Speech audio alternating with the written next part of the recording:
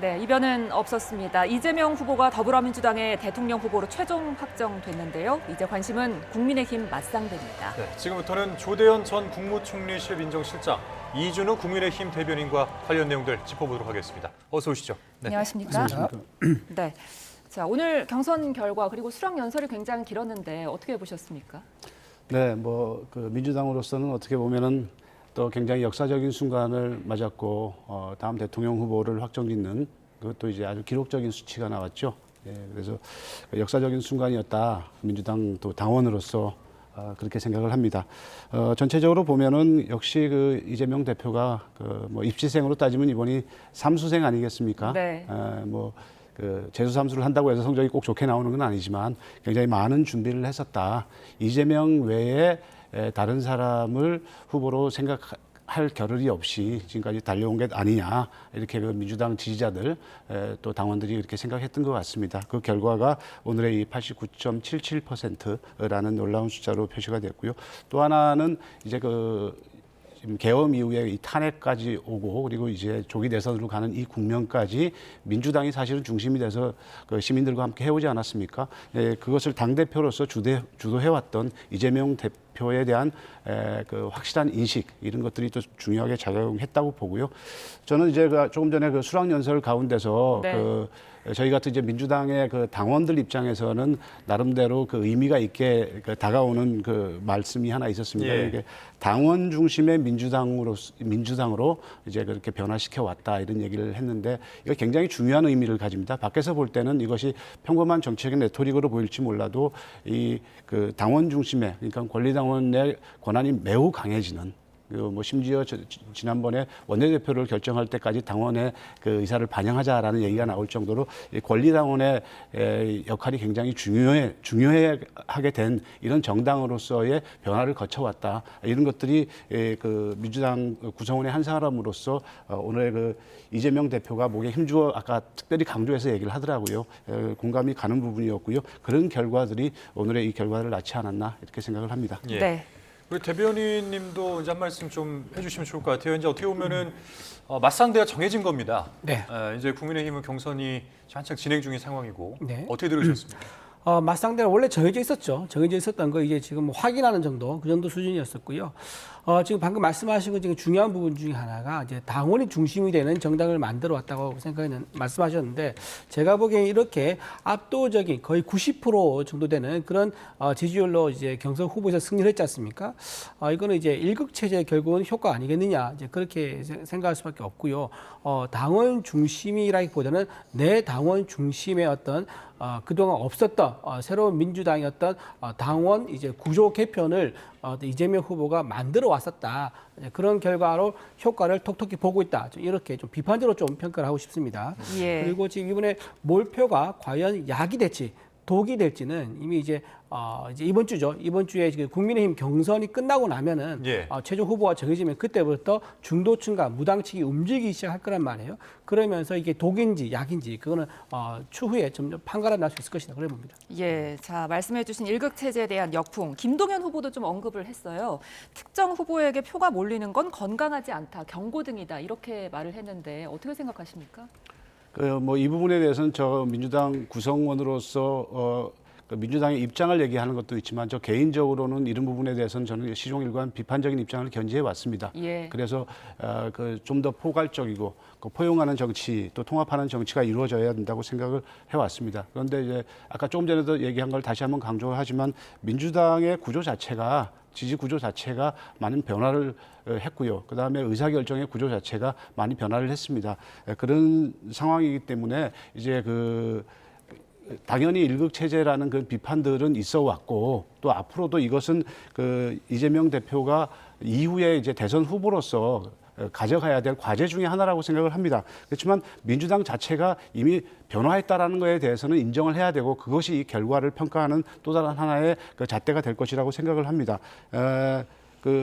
말씀드린 것처럼 민주당의 구조도 또 변했지만 제가 오늘 나온 결과 중에 약간 의외다라고 판단을 했던 게 그리고 이것을 이렇게 이제 평가하고 받아들일 수밖에 없다라고 생각한 부분이 뭐냐 하면은 여론조사 부분이 크게 차이가 안 났어요. 예. 그러니까 이제 민심과 당심을 50%씩 그 같이 이제 혼합해서 평가하는 그런 구조가 돼 있는데 실제로 여기서 좀 차이가 나지 않겠는가라고 봤던 것이 일반적인 시각입니다. 네. 물론 이제 역선택에 대한 문제가 있지만 그는 뭐 국민의힘도 아마 역선택에 대해서는 방지 장치가 있을 겁니다. 그건 옛날부터 해왔던 거거든요. 근데 이 차이가 보통은 났었는데 오늘 사실 거의 차이가 안 나는 걸 보면서 민심과 당심이 이렇게 가고 있구나라는 것을 이제는 민주당의 구성원들이 그걸 받아들여야 되고 그런 시점에 왔다 이렇게 생각을 합니다. 그래서 좀 전에 지적하신 것처럼 일극 체제의 문제는 당연히 이제 민주당이 특히 이재명 대표가 후보로서 이제 그 하나의 새로운 과제로서 이후에 국민을 어떻게 풀어갈 것인가 하는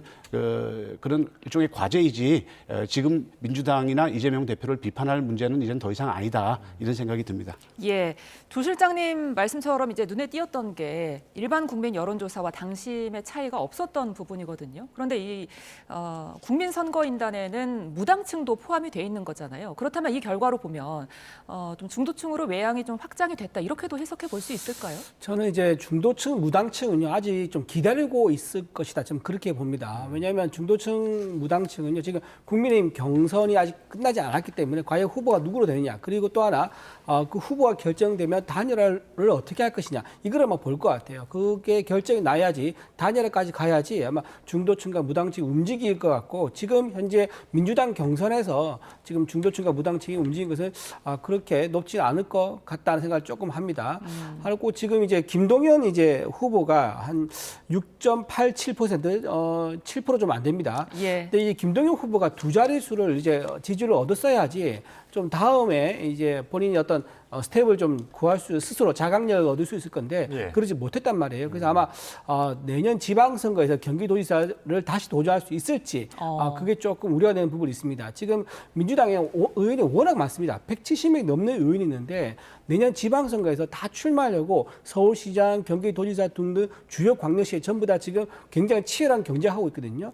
그렇다 그러면 지금 본인과 겨루었었고 그리고 거기에서 10%도 얻지 못한 후보에게 과연 내년 지방선거 경기도지사 도전할 기회를 주겠느냐. 그리고 더군다나 이재명 후보가 나가게 되면서 예. 당권을 아마 본인처럼 아주 강성인 이제 당권 주자를 지명하면서 나아갈 가능성이 높습니다. 그렇다면 친명 체제를 그대로 유지할 가능성이 높기 때문에 아마도 지금 다음 후보 이제 이번에 떨어진 후보들은 다음에 좀 쉽지 않은 그런 정치 행보가 좀 예상이 된다. 그렇게 말씀드릴 수 있습니다. 예, 그러니까 뭐 2위 싸움에 대해서 언급을 해주신 건데 지금 2위가 김동연 후보였습니다. 6.87% 그리고 이제 3위가 김경수 후보 3.36%.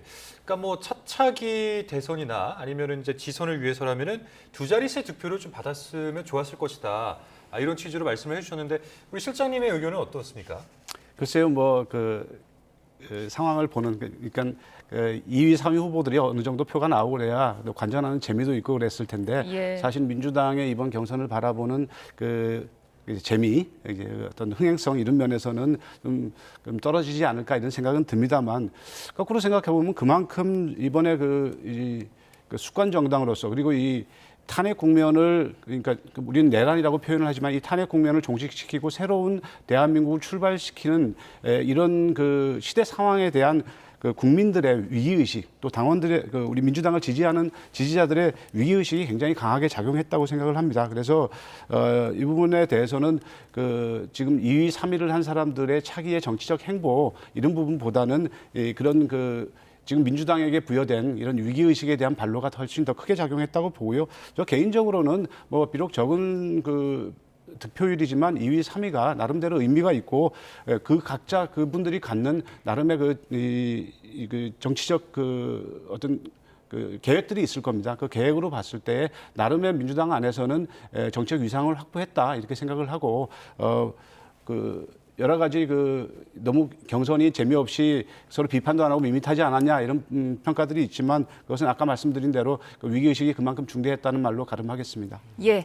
자, 이어서 이번에는 국회 취재기자를 한번 연결해 보겠습니다. 전해드린 것처럼 21대 대통령 선거에 출마할 민주당 후보로 이재명 후보가 최종 선출됐습니다. 네, 국민의힘 주자들은 경선 레이스 최대 변수로 떠오른 이 한덕수 권한대행과의 단일화 문제를 두고 주도권 다툼을 이어가고 있는데요. 국회 취재기자 연결해서 이 내용도 한번 같이 짚어보도록 하겠습니다. 자, 손효정 기자 나오시죠.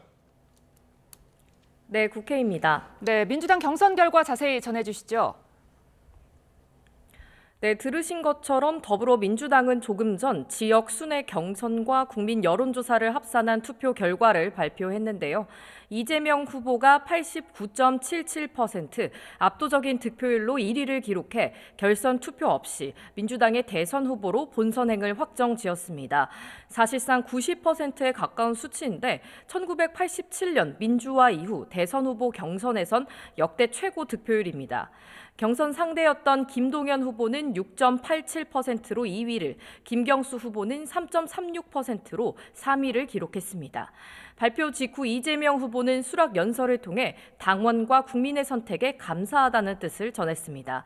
내란과 퇴행의 구시대를 청산하고 국민 주권과 희망의 새로운 시대를 열어가라는 명령을 받았다며 지난 대선 패배를 딛고 반드시 승리해 정권을 탈환하겠다고 재차 강조했습니다. 경쟁자였던 김경수, 김동연 후보의 뜻을 이어 원팀으로 승리하겠다며 통합의 메시지도 밝혔습니다. 이로써 이 후보는 2022년 대선에 이어 두 번째로 대선 본선에 진출하게 됐습니다. 내일 현충원 참배를 시작으로 선대위를 꾸리는 등 본격적인 대선 본선 체제에 돌입합니다. 네, 이번에는 국민의힘 상황 한번 살펴보겠습니다. 국민의힘의 경선은 아직 한창 진행 중인데 현재 상황 어떤지 같이 정리해 주시죠. 네, 2차 경선에 진출한 김문수, 안철수, 한동훈, 홍준표 후보를 대상으로 당원 투표와 국민 여론조사가 오늘부터 이틀 동안 진행되고 있습니다. 당원 투표와 여론조사를 절반씩 반영해 오는 29일 3차 경선 진출자를 가리게 되는데요. 이때 과반 득표자가 나오면 바로 당 대선 후보로 확정되지만 그렇지 않을 경우 1, 2위 득표자가 마지막 양자 경선을 펼치게 됩니다. 후보들은 표심 공략을 위해 오늘도 바쁜 일정을 소화했는데 한덕수 대통령 권한대행 출마를 요구하는 당내 목소리를 의식해 단일화 메시지도 앞다투어 냈습니다. 가장 먼저 의지를 드러냈던 김문수 후보는 한대행이 출마한다면 즉시 만나 신속하고 공정한 단일화를 성사시키겠다고 말했습니다. 흔들림 없이 단일화를 주장했다고도 강조했는데 최근 찬성 입장으로 돌아선 한동훈, 홍준표 후보를 겨냥해 견제구를 던진 것으로 풀이됩니다. 홍준표 후보도 SNS에 최종 후보로 선출되면 한대행과 두 차례 토론을 거쳐 원샷 경선을 하겠다며 단일화의 뜻을 재차 강조했습니다. 안철수 후보는 한대행 출마에 반대하면서도 한대행이 나온다면 당 최종 후보와 경선을 치러야 한다며 달라진 기류를 드러냈습니다. 한동훈 후보는 오늘 관련 질문에 모든 사람과 함께 하겠다며 단일화 가능성을 시사하면서도 보수의 중심은 국민의힘으로 경선에 집중할 때라며 신중한 반응을 드러냈습니다. 이런 가운데 국민의힘에서 거론되는 반 이재명 빅텐트론에 개혁신당 이준석 대선 후보는 정치공학을 위해 뜻을 바꾸진 않을 거라며 여전히 보수진영 단일화에 부정적인 뜻을 내비쳤습니다. 지금까지 국회에서 YTN 손유정입니다. 네, 계속해서 민주당과 국민의힘 경선 관련 대담 이어가 보겠습니다. 자, 오늘 이변 없이 1위는 이재명 후보, 2위 김동연 후보, 그리고 3위 김경수 후보로 민주당 경선이 마무리가 됐는데요. 그렇다면 2위와 3위 김경수, 김동연 후보는 얻은 게 무엇인가? 물음표가 좀 남거든요. 네, 조금 전에 말씀드린 것처럼 위기의식이 굉장히 크게 작용했기 때문에 이 두 분들이 얻은 득표가 적은 거는 어떻게 보면은 당연한 결과였다 이런 생각이 들고요. 말씀드린 것처럼 나름의 정치적 위상들은 확보를 했다고 생각을 합니다. 그런데 이제 그것이 과연 다음에 차착이라든가 이런 부분들을 염두에 두고 어떤 평가하기에는 너무 이르다 이런 생각이 들고요. 이제 저희로서는 이제 이재명 대표가 당연히 대통령이 될 거다 이렇게 이제 믿고 또 지지를 하고 있습니다만은 그런 5년간이라는 이제 정부를 이끌 권한을 저희 민주당에게 주게 되지 않습니까? 이제 그랬을 때 그 안에서 이제 이 두 정치적 위상을 나름대로 확보한 정치인들이 어떤 역할을 해 나가는가 하는 문제가 이제 본인들에게는 숙제가 될 테고요. 뭐 제 개인적으로 생각을 했을 때는 그러니까 도백들을 하시는 분들이나 또 지금 현재 하고 있기 때문에 그 일을 보다도 한 번 더 김경수 지사 같은 경우는 한 번 더 그런 기회를 가질 수도 있고요. 김동연 지사 같은 경우에도 이 경기도정이라는 게 굉장히 규모가 큽니다. 저도 뭐 예. 경기도 쪽에서 일을 좀 해보고 그랬습니다만은 그래서 당연히 서울시장과 경기도지사가 대선 후보로 항상 거론이 되거든요. 그런 점에 봤을 때는 뭐 적지 않은 걸 얻었다 저는 그렇게 생각을 합니다. 제가 보기에는 얻은 거라고는 친문 부활이 쉽지 않겠다라는 것을 알게 됐다는 거. 이제 예. 그것은 좀 얻었던 것 같아요. 지금 압도적인 차가 났기 때문에 특히 김동연 지사 같은 경우는 경기도에 상당히 많은 친문 인사들이 들어와 있거든요. 저는 이분들이 경기도를 이탈할 가능성이 있겠다. 경기도를 이탈해서 이런 분위기라 그러면은 계속 여기 끝까지 있다가 내년 지방선거 앞두고 나면 같이 순장조가 될 수도 있으니까 미리 좀 조기에 이탈을 해서 친명으로 좀 갈아타는 그런 움직임도 나타날 수 있겠다. 그렇게 예상해 봅니다. 예. 뭐 경선 과정 내에서 일극 체제 역풍에 대해서는 아까 이제 잠깐 언급을 해주시긴 하셨는데 김경수 그리고 김동연 두 후보는 사실 이 경선 룰에 대한 불만을 제기하지 않았었습니까? 근데 이게 뭐 그러니까 한마디로 기울어진 운동장이다라는 것인데. 이제 이재명 후보가 선출이 됐고 그리고 2등, 3등한 후보들을 과연 끌어안을 수 있을 것인지 이 부분은 저희가 어떻게 바라보면 될까요? 조금 전에 그 수락 연설을 하면서 그 부분은 얘기를 했는데 이거 뭐 후보로서 당연히 그 원팀을 강조할 수밖에 없고요. 이 조금 전에 말씀하신 게 약간은 차이가 나죠. 김경수 지사 같은 경우에는 이 룰에 대해서 문제 제기를 안 했었고요. 그리고 김두관 전 지사 같은 경우에는 문제를 제기를 하면서 참여를 하질 않았죠. 예. 그리고 김동연 지사 같은 경우에는 경선의 과정에서도 그런 문제 제기를 했습니다. 저는 지금까지 대선 후보가 된 사람이 이런 부분들을 소홀히 해서는 절대로 본선을 치르는데 힘을 시너지를 확대할 수 없다 이렇게 생각을 하거든요. 지금 이재명 후보에게는 이 숙제뿐만이 아니라 예를 들어서 조국 신당 같은 경우에 후보를 내지 않기로 했지 않습니까? 무슨 얘기냐면은 이제부터는 초당적 협력 체제로 가는 그런 결정들을 해야 되고 그런 체제를 구축을 해야 됩니다. 그러니까 탄핵의 강을 걷는 사람들과 탄핵의 강을 건너지 않은 사람들과 그러니까 탄핵의 강이라는 얘기를 많이 강조를 해왔었는데 요즘 이제 국민의힘 안에서도 그 부분이 경선의 과정에서 이제 이슈가 되고 있는 것 같아요. 그래서 탄핵에 적어도 강을 걷는 사람들 같은 경우에는 모두가 다 할 수 있도록 이 시대적 소명, 다시 새로운 대한민국을 만들고 새로운 정권을 수립한다라는 이런 중대한 역사적 과제 앞에서 당연히 이 원팀 이런 차원이 문제가 아니라 어떤 초당적인 협력 체제를 구축해야 된다는 점에서 이재명 대표의 일종의 이제 다시 이제 새로운 출발이 되는 거죠. 그리고 새로운 시험대에 오르는 거기 때문에 이것은 무엇보다 굉장히 중요한 과제고요. 그래서 지금 아까 말씀드린 이제는 이미 대선 후보가 결정이 됐기 때문에 민주당의 예. 대선 후보는 이제 확정이 된 겁니다. 그런 상태에서는 친명이다, 비명이다 이런 얘기가 별로 의미가 없어진 상황입니다. 네. 예. 자, 이제 국민의힘은 이제 대선 전략을 더 이제 구체적으로 좀 짜야 될 텐데 이재명 후보가 대선 3수생입니다만 이전과는 또 세력이 또 다르잖아요. 굉장히 좀 커진 모습도 보이는데 앞으로 어떤 전략으로 임할까요?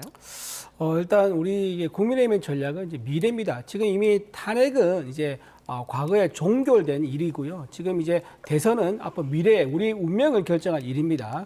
특히 이제 지금 이재명 후보 같은 경우에 많은 이제 국민들이 또는 중도층에서 걱정하는 게 세 가지가 뭐냐면 안보에 대한 불안, 사업에 대한 불안, 그다음에 퍼주기에 대한 불안이 있습니다. 안보라는 것은 지금 우리 6.25 때 지금 북한이 자력으로 우리나라를 남침한 게 아닙니다. 소련과 중공의 힘을 빌려서 우리나라를 이제 적화 통일하려고 남침했지 않습니까? 그때 우리는 힘이 없으니까 우리도 남의 힘을 빌려가지고 적화 통일을 막았습니다. 그런 이제 미군에 대해서 유엔군에 대해서 점령국이라고 호칭을 하고 또 중국 편에 서서 미국을 맞서려고 하는 그러다 보면 어떻게 됐습니까? 주한미군 철수를 하게 되고요. 북한은 지금 1년에 서너 개씩 핵미사일을 만들고 있는 상황입니다. 근데 우리는 지금 스스로 핵미사일 안 가지고 있지 않습니까? 그런데 민주당에서 우리가 핵미사일을 가지자고 하니까 또 그것도 반대합니다. 미국이 가지고 있는 핵미사일을 인정하면서 우리가 핵미사일 가지자면서 균형을 맞추자 하니까 그것도 반대를 해요.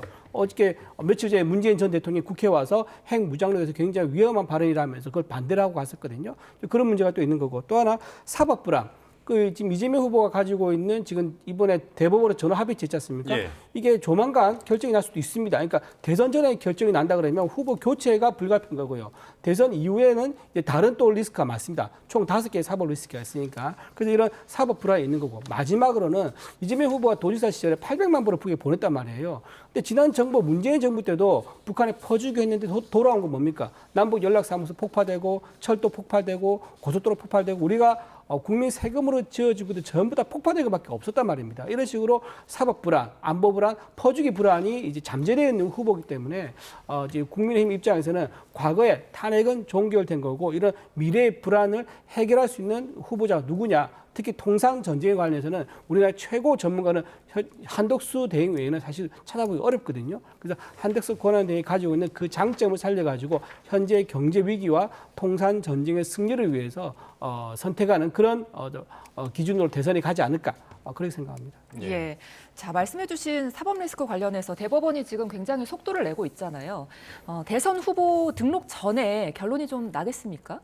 글쎄요, 뭐 지금 그 서두르는 것이 대선 전에 대선에 어떤 식으로든지 간에 영향을 최소화하기 위해서 서두른다는 얘기가 있는데 뭐 실제로 뭐 대선 전에 날지 안 날지는 누구도 예상할 수가 없습니다. 근데 뭐 어떤 경우를 상정해 봐도 이 문제가 이재명 후보에게 뭐 이재명 후보가 대선을 치르는데 영향을 줄 것 같지는 않습니다. 왜냐하면은 뭐 원심대로, 그러니까 2심의 원심대로 무죄를 선고하는 경우에는 당연할 테고요. 예. 만약에 파기환송을 하게 되면은 다시 이제 2심 법원으로 가야 되는데 2심 법원으로 가 있는 것 자체가 후보의 자격을 제한하지는 않거든요. 왜냐하면 유죄 취지로 보냈지만 형이 나온 건 아니지 않습니까? 예. 이게 벌금 100만 원 이상이라는 형이 나와야 되기 때문에 그럼 유일하게 할 수 있는 것이 요즘 이제 대법에서 하는 뭐 자판이라고 얘기를 합니까? 대법에서 그러니까 대법원이 스스로 판단을 해서 거기서 이제 형량을 선고까지 하는 그런 경우인데 뭐 그런 경우가 법적으로 불가능하지는 않다고 얘기를 합니다만은 이때까지 그런 전례가 거의 없다고 얘기를 합니다. 그렇다고 본다면은 거기서 그것도 또 자판을 하더라도 대법에서 자판을 하더라도 100만 원 이상의 벌금이 나와야 되는데 그런 경우가 과연 얼마나 이런 가능성이 있을까 이렇게 본다면은 지금의 그 사법적 절차 자체가 이재명 후보의 대선 조기 대선에 임하는 후보로서의 자격에 영향을 줄 것 같지는 않습니다. 저 대법원 전원 합의체가 지금 어떤 이제 뭐 예단을 가지고 있는지는 알 수가 없습니다. 다만 이제 좀 특이한 점이 뭐냐면 한 달에 한 번 목요일, 셋째 주 목요일 한 번 회의를 하는데 지금 불과 며칠 사이에 2번을 했단 말이에요. 예.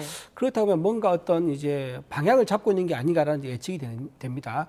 만약에 무죄 판결을 내릴 것 같다. 그러면은 사실 대선 후에 결정하나 대선 전에 결정하나 아무 문제가 없죠. 근데 이제 그 유죄 판결이다 그러면 이게 파기 환송, 파기 자판 둘 중에 하나인 건데 아까 말씀하신 것처럼 파기 환송이다 그러면요. 그건 이제 사법부의 시각은 이거 유죄 취지로 내려보냈으니까 그 이후에 이 후보를 대선주로 계속 밀지 아니면 교체할지는 정치권에서 민주당이 너네가 알아서 판단하라. 그렇게 이제 입장을 가질 수 있는 거죠. 예. 그러니까 대법원의 시간과 정치 대선의 시간은 따로 가는 겁니다. 이게 같이 맞춰갈 이유는 없는 거죠. 그래서 삼권 분립이라는 게 그럴 수 있는 거고요. 또 하나 파기 자판을 하는 것도 왜 파기 자판이 가능성이 있냐면은 만약 이걸 파기 자판 안 해주지 않습니까? 그러면 대통령에 당선되고 나서 이게 유죄가 나왔다. 그렇게 돼버리면 그러니까 보궐선거를 치러야 되는 거죠. 그러면 그 기회비용이 엄청납니다. 또다시 국정 공백 상태가 되고 또 수천억의 돈을 들여서 또 선거를 치러야 되니까 이제 그런 이제 큰 불이익이 있을 수 있기 때문에 파기자판을 통해서 어떤 이제 얻을 수 있는 공공의 이익이 더 크다 그러면 대부분에서는 어떤 혐의에 대해서 오히려 더 깔끔하게 결론 내려주고 대선에 대해서는 민주당에서 너네가 알아서 판단을 해라. 이 후보를 계속 내보낼지 아니면 교체를 할지 이런 식으로 대법원과 대선이 따로 각각의 시간으로 흘러가는 그런 모양새가 아닌가 그렇게 제가 봅니다. 예, 우리 조 실장님께서는 뭐 가능성은 낮다라고는 해주셨지만 이게 그렇다고 리스크 자체가 사라지는 것은 아니니까요. 근데 이재명 후보 입장에서는 이제 세 번째 도전인데 과거하고는 또 다른 결과를 도출해야 되겠다라는 마음가짐이 좀 다를 것 같거든요. 근데 이런 어쨌든 여전히 존재하는 리스크가 있음에도 좀 다르게 임하는 그런 대책들에는 뭐가 있을까요? 사실 뭐 이 사법적 절차에 대해서는 지금 이재명 대표로서는 이재명 후보라고 얘기를 해야 되겠죠. 후보로서는 적극적으로 뭐 재판에 임하는 것 외에는 성실하게 재판에 임하고 그런 거 외에는 특별히 대응할 게 없어요. 이거는 사법부의 판단이기 때문에 사법부에 우리가 어떤 그 압력을 넣을 수 있는 것도 아니고요. 그런 문제라고 생각을 하고 지금 말씀하신 제가 좀 전에 말씀드린 대로 그렇다면 이제 현실적인 가능성이 얼마가 되느냐 하는 거죠. 그러니까 지금 그 대변인께서 이 대변인께서도 말씀하셨지만은 그 가능성이 법적으로 완전히 차단돼 있는 것은 아닙니다. 근데 그 가능성이 매우 낮기 때문에 우리가 어떤 다가올 어떤 현실들을 전망을 하거나 할 때 그 가능성을 갖고 하지 않겠습니까? 네. 그러니까 뭐 법적으로 완전히 봉쇄되어 있는 것들은 아니지만은 그 가능성은 거의 없다 이렇게 보고 그러면 그 높은 가능성을 위주로 해서 앞으로의 계획들을 할 수밖에 없는 것이고요. 저는 이 부분에 대해서 이재명 대표가 특별한 노력을 기울인다든가 이럴 것은 이제 없다고 생각을 합니다. 다만 이제 그 지금 가장 유력한 대선 후보로 이제 지명이 된 상황이기 때문에 재판을 혹시라도 고의적으로 뭐 해태한다든가 이런 모습은 보이지 않아야 될 것이고요. 뭐 지금까지도 그런 부분에서는 뭐 여러 가지 얘기들이 있었지만 비교적 성실하게 임해왔다 이렇게 생각을 합니다. 저는 대법원이 헌재와 좀 다른 구성을 하고 있다는 거 이걸 좀 주목해야 된다 보는데요. 네. 지금 대법원에는요 우리법 연구회 출신이 아무도 없습니다. 그리고 민변 출신도 아무도 없습니다. 그러니까 상당히 공정하게 볼 사건을 이제 볼 거다 이렇게 생각이 들고요. 또 하나 지금 2심에서 어떻게 문제가 되냐면은 사진을 확대한 거를 조작이라고 판단했단 말이에요. 근데 사진을 확대했을 때 그게 의미가 달라지면 조작이라고 할 수 있는 거죠. 그래서 많은 국민들이 그걸 희화한다고 자동차 번호판 같은 경우 이제 교통법칙권 날라오면은 그게 사진 조작이냐라고 하면서 막 국민들 사이에 화제가 됐지 않습니까? 사진을 확대했을 때 조작이라는 것이 국민 상식에 맞지 않다는 거 하나. 그리고 또 하나 1심과 달리 더 많은 증인을 불러가지고 국토부에서 협박하는 사람이 있느냐? 없다. 그리고 더 많은 공무원 불러가지고 성남시에서 협박하는 사람이 있느냐? 없다. 그러니까 더 많은 증인이 나와서 없다고 했거든요. 그럼에도 불구하고 협박이라고 본인 개인 의견이라고 주장한 게 받아들여졌단 말이에요. 그래서 이런 두 가지 부분이 상식적으로 국민 눈높이에 맞지 않기 때문에 대부분에서 아마 굉장히 전향적인 판단할 가능성이 열려 있다. 그래 봅니다. 다시 거듭 말씀드리지만 우리 이 대변인께서는 전에 이 탄핵 문제를 가지고 얘기를 할 때도 또 헌법재판소의 구성의 문제에 대해서 여러 차례 강조를 했어요.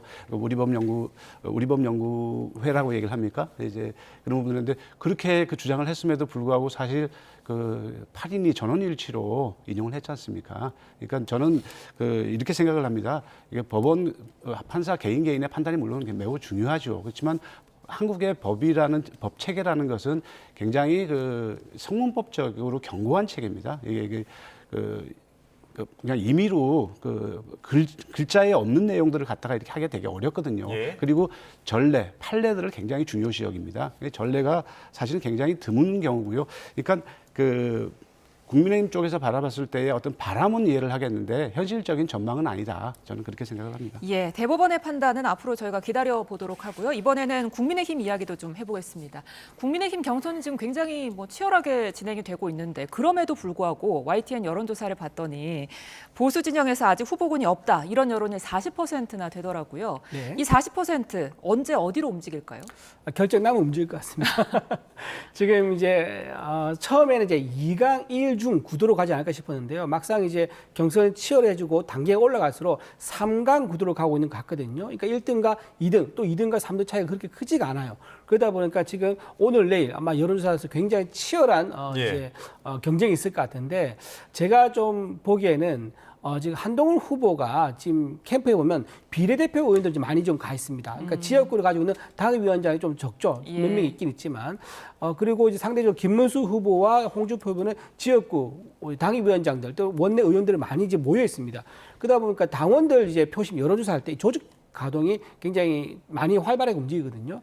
그래서 한동훈 후보가 당원 표심에서는 조직 가동률이 떨어지기 때문에 아마 조직 가동률이 높은 김문수와 한동훈 쪽에 조금 유리하지 않을까라고 조심스럽게 예측을 좀 해보는데 예. 그것도 지금 토론했던 걸 보면은 한동훈 후보가 아무래도 좀 이제 우리 국민의힘에서 인기가 높았던 이유가 뭐냐면 국무위원으로 이제 본회의장 나와가지고 민주당 의원들의 어떤 공격적인 질문에 시원시원하게 답변하는 모습 아니었겠습니까?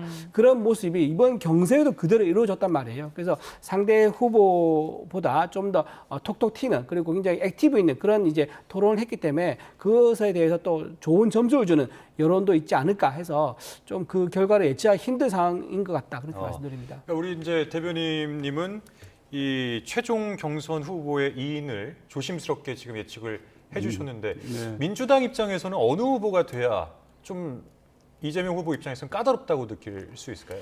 저는 뭐 그 세 후보 다 뭐 세 후보라고 표현하면 저도 모르는 가운데 이렇게 그 제 생각을 노출을 시킨 셈이 되는데 그 어느 후보가 되더라도 큰 영향은 없다 이렇게 생각을 합니다. 물론 그 득표율에 약간의 차이들은 있을 수가 있습니다. 근데 그 최근에 이렇게 저도 사실 그 민주당 토론은 별로 못 봤는데요. 그 국민의힘 토론은 어제도 봤습니다. 다 보지는 못했습니다. 예.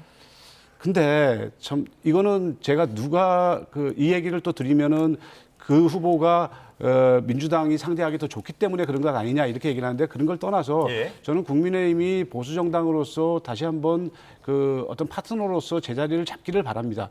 그런 입장에서 본다면은 정말 어제 같은 경우에 그걸 보면서 이게 좀 이 토크쇼가 아니라 그러니까 토론이 아니라 이 개그 같은 그런 느낌이 들었거든요. 국민들이 많이 실망을 했을 거라고 생각을 합니다. 그나마 한동훈 후보가 이렇게 준비는 많이 했구나. 의외로 저는 홍준표 후보가 굉장히 노련하고 경험도 많고 또 대선 후보로 이미 나온 적도 있기 하기 때문에 굉장히 잘하실 줄 알았어요. 그러니까 적어도 한동훈 후보와 가지고 있는 장점을 무력화시킬 수 있을 정도의 그런 나름대로의 장점을 갖고 있다고 생각을 하거든요.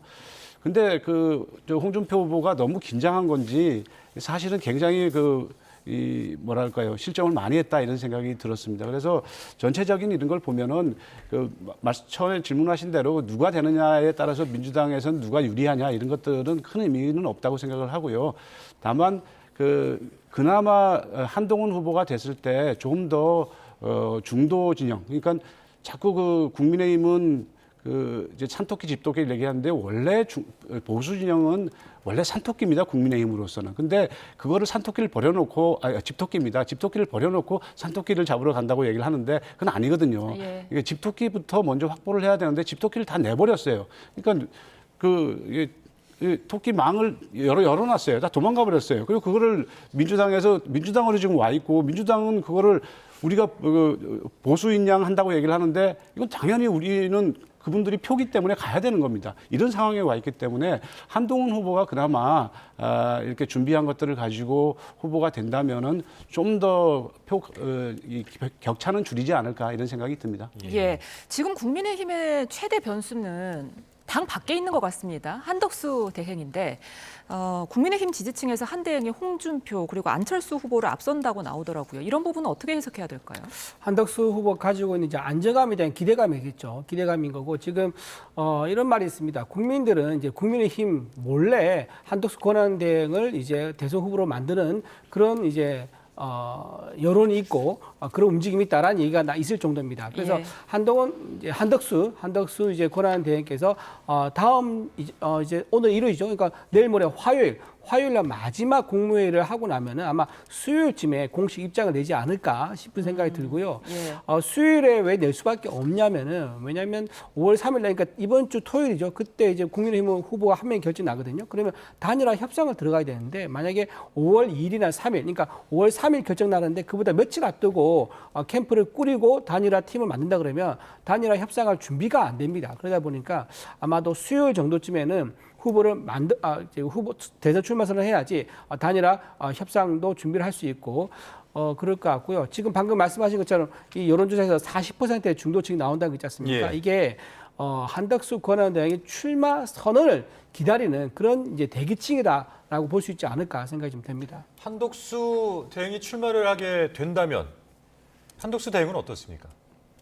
저는 한덕수 대행에 대한 얘기가 자꾸 이렇게 회자되는 것만 해도 국민의힘으로서 사실 부담스러운 일이거든요. 왜냐하면은 지금 국민의힘에서는 4명의 후보가 지금 열심히 달려나가고 있고 오늘 내일이 지금 또 여론조사인가요, 당원투표인가요 하고 있는 상황 아닙니까? 네. 그러면 그 후보들에 대해서 관심을 집중해야 되는데 한덕수 대행 얘기가 자꾸 국민의힘 안에서도 나온다라는 것은 이 지금에 있는 4명의 후보로는 누가 되든 간에 힘들다라는 것을 스스로 인정을 하게 되는 것이고요. 그것은 지금 현재 열심히 뛰고 있는 후보들을 후보들의 경쟁력을 약화시키는 거거든요.